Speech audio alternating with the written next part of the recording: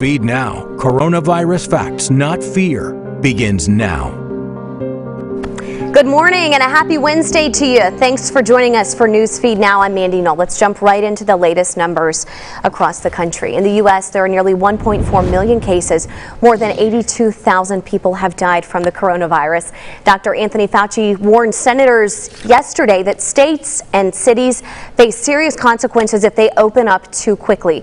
He urges states don't reopen or relax stay-at-home orders until leaders know they have the capability to handle an inevitable uptick in cases. Today, President Trump meets with Democratic Colorado Governor Jared Polis and North Dakota Republican Governor Doug Burgum at the White House. The two states have very different coronavirus death tolls, and their governors have responded very differently to the crisis. A message of unity for the entire planet comes to us from outer space. NASA astronaut Chris Cassidy beamed a message home from the International Space Station yesterday. He says there is hope during the pandemic if we just stick together. Cassidy says when he looks down at the planet, quote, "It's just a big, beautiful spaceship that has 7 billion astronauts on it." I like the idea of being an astronaut. He wants people back home to work together and do their part to keep the planet and its people healthy. The CDC is alerting doctors to watch for a dangerous inflammatory syndrome in children that could be linked to the coronavirus. The syndrome is characterized by persistent fever, inflammation, poor organ function, and other symptoms similar to shock. Officials want doctors to report cases to state and local health departments so the CDC better understands this syndrome. More than 82,000 people in the U.S. have reportedly died from the coronavirus, according to Johns Hopkins University. Updated modeling predicts even more deaths over the next few months and an increase from what it was previously predicting. John Lawrence reports. 147,000 COVID-19 deaths by August. That's what the Institute for Health Metrics and Evaluation at the University of Washington is predicting for the U.S. 10,000 more than its projection earlier this week. States have relaxed early. People have heard the message. They've gotten out. They've become more mobile. They're having more contact. And we're seeing the effects already of that transition. California's state university system is canceling most in-person classes through the fall semester, and Los Angeles County might keep stay-at-home orders for the next few months, but ease some restrictions. We're learning to live with it. We are not moving beyond it. But it's important not to overreact and not to underreact. Others, including President Trump, want restrictions eased in hopes that it'll help the economy recover. Arizona is ready to welcome pro sports back, minus the fans. Major League Baseball, the NBA, the NHL, the NFL, MLS are all able to participate and play in the state of Arizona after May 15th. But most Americans still have concerns about the virus. According to a CNN poll conducted by SSRS, 58% say they feel uneasy about returning to their regular routines. 41% say the opposite. I'm John Lawrence reporting. By now, you've probably heard of COVID-19 antibody testing, but what is it really and what can a test tell you? How can you get one? Kerry OBrian takes us inside a Virginia lab offering the tests right now.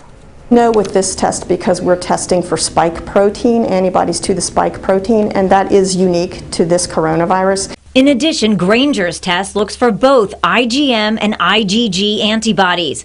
IgM indicates a recent infection. IgG appears when the body clears the infection. Although Caffrey admits it's still unclear if having antibodies for the coronavirus will protect people from getting sick again. We cannot say you are immune, but you have had an immune response. Yet antibody tests could give us a clearer picture of the scope of the disease, help scientists better understand what those antibodies could mean in terms of immunity and length of protection, and who may be safe to emerge from lockdown. One thing we do know right now, those who have antibodies can potentially donate life-saving plasma. There's one thing that we know will save lives, and that is transfer of plasma from a recovered patient. Caffrey wants to test as many people as she can.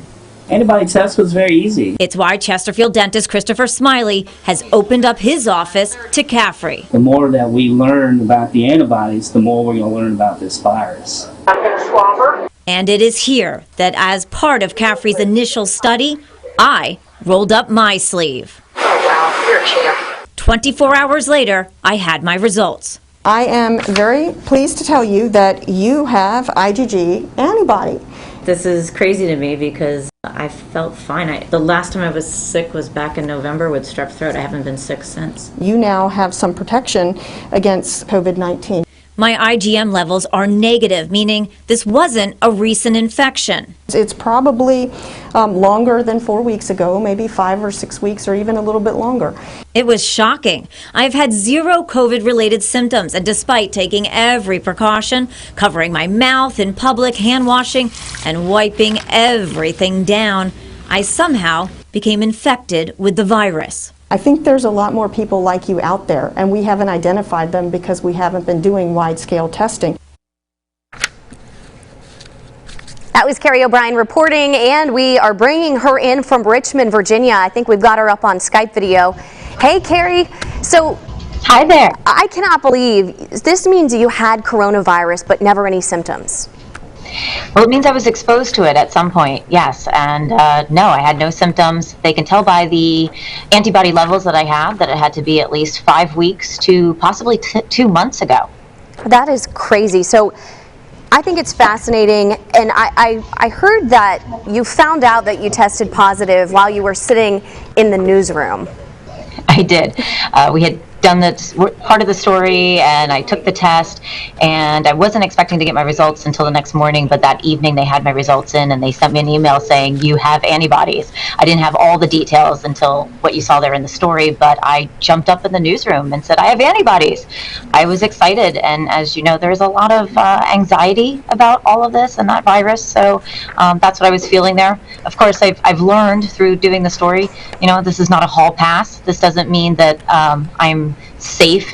We don't know that yet. We don't really know what it means in terms of immunity just yet. That was one of the things I was going to ask you, and I also wanted to ask you about the accuracy of the test, because I think that's a question that people have. Do we know for sure that this is accurate? Granger Genetics' lab that did this test spent a lot of time doing a test first to validate their test, and they did get that done and FDA allowed. That's what happens for labs. And they believe that it is highly accurate. I'm sure there could be others that could say, you know, we need to learn more yet. Kerry, thank you so much. And I'm glad that you're healthy and you never experienced any symptoms. So thank you so much for joining us. Thank you. Thanks. We turn now to Oklahoma, a state that has seen over 4,700 confirmed cases of the coronavirus, but is also slowly starting to reopen for business. Many people are worried about safety guidelines. Casinos are a big business for the state, and now a lot of people are wondering, is it safe to go back? Here's Chase Horn. The parking lot is only half full, but with new guidelines in place, Thunderbird Casino says it's been at capacity pretty much since its doors opened this morning. Very hard. It's packed in here. Thunderbird Casino is officially open for business, but to get through the door, you'll need a mask, and that's not all. We're taking temperatures at the door. We've limited the amount of guests that can come into the facility, and we're limiting the amount of hours that we normally have. General Manager Sam Caruso says for the first week or so, they'll provide masks. Then you'll need to bring your own or buy one. He says for the most part, guests have been more than happy to follow the new rules, but for some, it's been a source of frustration. We're closer to a true 6-foot separation between each one of our games, where that means that we're going to have more machines turned off than other casinos might have, but we felt like for the safety of our guests, it was best to try to get closer to that 6-foot separation as much as we could. We're told the biggest complaint is guests not being able to find a machine to play. Thunderbird is limiting guests, only 275 allowed in the Norman location and just 125 people at a time at the Shawnee location. You got to keep everybody safe, so as long as we can come out and gamble and be safe, I ain't got no problem with that. While it may not be an ideal situation, it's a start for a tribe, a casino, and its guests after having to be shut down for so long. It is going to have a financial impact on us ongoing and throughout the year. It's going to take a while for us to get back to normal. Better than playing the PlayStation. In Norman, Chase Horn, Oklahoma's News 4. Thanks for the report, Chase. And actually, we're going to bring Chase in right now from Oklahoma City. We just got you up on our FaceTime out there. So the casinos open back up on Monday. Do you know how the turnout's doing? They were doing pretty well. After we spoke to them, they said pretty much since that first hour they've opened, they've been at capacity. And now obviously capacity for them. It's about a third of what it used to be. I think the max was 275 people in the building, but as far as we can tell and what they're telling us, they've been pretty full from the get-go. Are they back to full staff? They've brought back most of their staff. They don't have any table games open right now, and the bar's not open because bars still aren't allowed to open in the state of Oklahoma. But they're actually, that casino specifically, Thunderbird's one of the casinos that paid staff throughout the layoff of the pandemic. So most of the staff has come back on from what I understand, but there's still, I don't know if everyone is back because they don't have the table games. They have a lot of those machines turned off and the bar's not open as well. All right, Chase, thank you so much for being here and talking with us this morning. We really appreciate your time. Of course, thank you. Turning now to Colorado, a viral video shows us a packed restaurant over the weekend, which defies public health orders in the state, and now the governor is taking action. Here's Kristen Haubrich. Burgers sizzle on the grill. Folks pack the patio. God bless America. This has all the right ingredients for an afternoon barbecue. It's not what you would expect for a business that's been shut down. Our liberties have been taken away that I think we have the right to prosper. Although the restaurant was closed today after Governor Polis revoked their license in response to this viral video that shows the place packed on Mother's Day, supporters showed up to tape money to the doors. Tape some money up on the door just as a sign of solidarity. House Republican leader Patrick Neville was also in the crowd and stopped by to tape a 20 to the door. What would you say to your constituents that don't agree with this? I get that there's a lot of fear out there and there's a lot of people that might actually have health conditions that are afraid to come in here, and if that's the case, then don't come in. Fox 31 discovered owner Jesse Ariano received a $5,000 small business grant last month from the town of Castle Rock.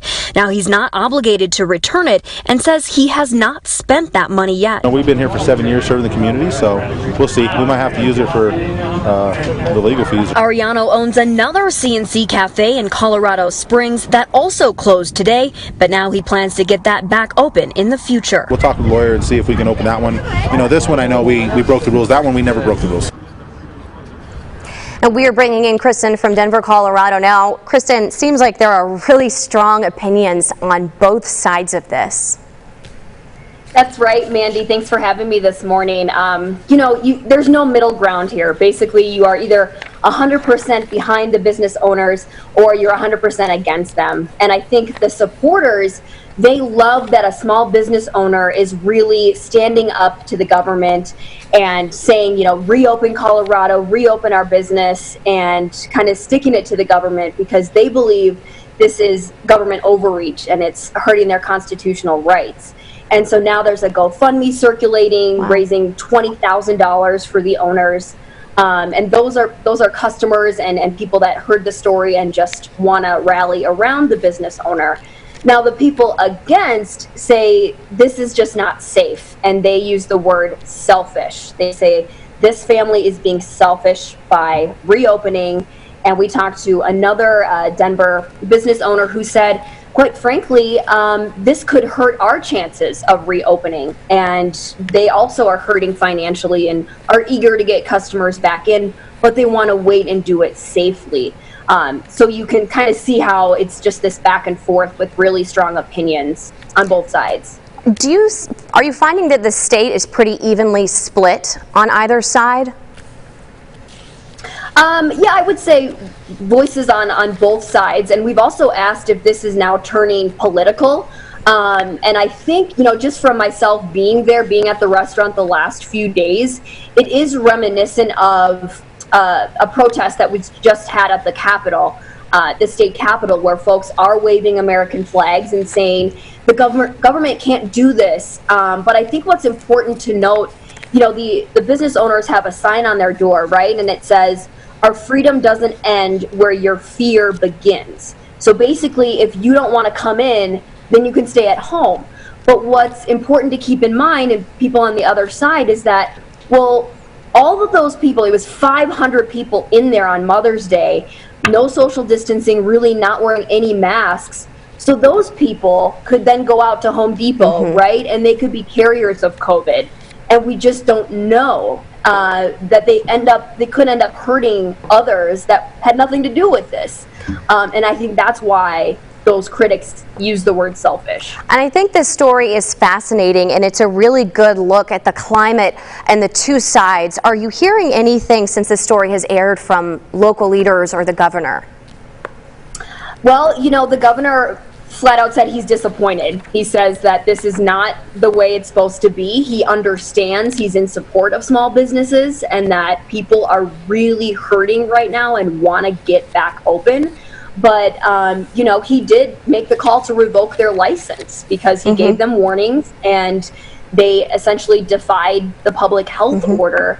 And they didn't, you know, what's interesting in that video is it's not like they opened for dine-in guests and then had people spaced 6 feet apart, like what we're seeing our retail shops opened on Saturday, and put tape on the floor, right?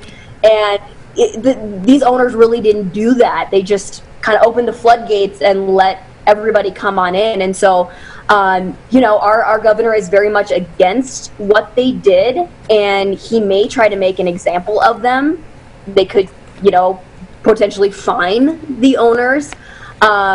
It's also important to note, though, that our House Republican leader, Patrick Neville, was in the restaurant on Mother's Day, and I interviewed him in that story that you aired. So he's showing that he's in support of them, and if he was higher up as the governor, he would let businesses start to reopen now and not postpone it. And that is an interesting point that you mentioned, because as you were just saying, it's something that's kind of becoming politicized now. Kristen, thank you so much for joining us out of Colorado. We really appreciate your time. Thanks, Mandy. We have a story now out of California. We are ending on a good note. A soon-to-be father was diagnosed with COVID-19 just a few weeks before his wife was supposed to give birth. His condition rapidly declined and he was hospitalized. Fortunately, his condition started to improve with treatment, but he wasn't able to be there in person to witness his child's birth. That's when technology came to the rescue. Here's Kimberly Chang. Our hearts dropped. You know, at that point, I was 38 weeks pregnant. Weeks away from giving birth, Roxanne McCabe learned her husband Milo tested positive for COVID-19. Ever have your stomach come up to your throat? That's the feeling. It was very traumatic. His condition rapidly declined and he was hospitalized at Kaiser Permanente Baldwin Park Medical Center. I didn't know if he would come home, and I was going to be by myself with a newborn, you know, and it was really scary. Milo was struggling for his life. We were considering intubating him, that is, putting a tube into his mouth, into his trachea, into his windpipe, and putting him on a machine. It felt like I was drowning in my own body. Knowing how young he is, their first child on the way, we were all very, very anxious about him. Fortunately for Milo, he started improving with treatment, a relief for the couple, but it didn't happen soon enough. His wife went into labor, and since he might still be contagious, he couldn't be there physically. Roxanne's mom was by her side instead. I was sad that I couldn't be there in person. But they were able to set up the next best thing, a Zoom call. I had my laptop set up, and he was on his phone, and I delivered at the same hospital that he was staying at. Things went smoothly. And on April 20th, the couple laid eyes on their baby girl, Emberly, for the first time. Milo, can you see? Yeah. We're very, very grateful for the technology that we have now so that he was able to at least see it. And everybody was so thrilled that they were doing both so well. Days later, he was released from the hospital and was able to meet her in person. Couldn't seem to not look at her. The family of 3 is back home reunited, feeling grateful that they were able to overcome the unexpected hurdles. So he turned 29 in the hospital, and you know, we didn't think it was gonna get us this bad. You know, we're young, we're healthy people. Kimberly Chang, KTLA 5 News. Well, let's bring in Christina Pascucci from Los Angeles, California right now. Wow, what an incredible story. I cannot imagine being in the same hospital with a spouse, but not being together. I know, being on the second floor, one, you know, bringing life into the world, and then the third floor right above, really fighting for your life initially, but then ultimately defeating coronavirus. And I reached out to this couple and spoke to them last night, Mandy. They were so thrilled, excited, and humbled by how much attention this story has gotten. It's really served as a source of inspiration for so many people now across the country because technology was able to help them still have that moment. And we also know a lot of mothers giving birth initially were told they couldn't even have their husbands by their side. So now Kaiser was allowing one person that would have been her husband. Her mom came instead and took the Zoom video. By the way, they did Zoom so they could record it, because I asked, why not FaceTime? But can you imagine that, you know, giving birth, having that pressure on you, and then learning kind of last minute your husband's not going to be able to be there? Must be tough. It must be tough, and to know that, you know, his situation got so bad that he was actually fighting for his life there. Do you know how Milo is doing now? He is great. He tested negative. He's back at home. He's with his little girl they called Emberly. He wanted to name her Amber with an E. She wanted to name the child Emily. So I guess they combined the names and came up with Emberly. But he's doing great and high spirits. I asked him how he got coronavirus, how he thought he contracted it in the first place, and he said he thinks it was April 2nd. He was at a work site. He's an electrician. And then by April 4th, he started experiencing symptoms. So he thinks that's the case. But Mandy, do you think we should give him a call and talk to them live? Oh, should we try special it? surprise. Yes, I would love to wish him a happy birthday. Let's do it. Let's do it, absolutely. So, I mean, like I'm so excited to talk to them. This absolutely makes my day. I love being able to show people this. Yes, yes, and we're going to try to get her. Hopefully she'll answer.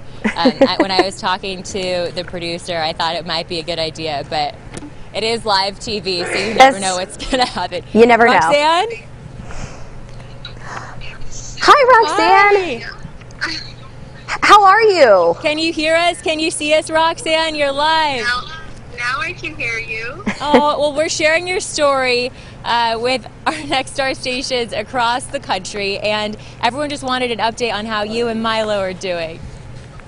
Yeah, we're doing great here at home. Finally, we're here together at home, and baby's doing well, and Milo's able to help out with us and help take care of us now. So it's really great.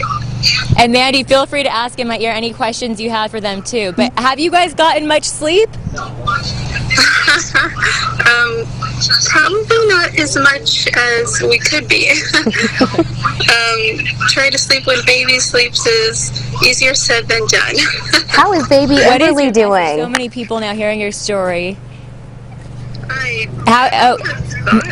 Mandy wants to know how the baby's doing, I think is what I heard her say. The baby is great. Baby is, she's done well in all of her little newborn tests. She's absolutely perfect. People seeing your message across the country, do you have a message for them? I think our message to everybody in this situation would definitely have to be, please take this seriously.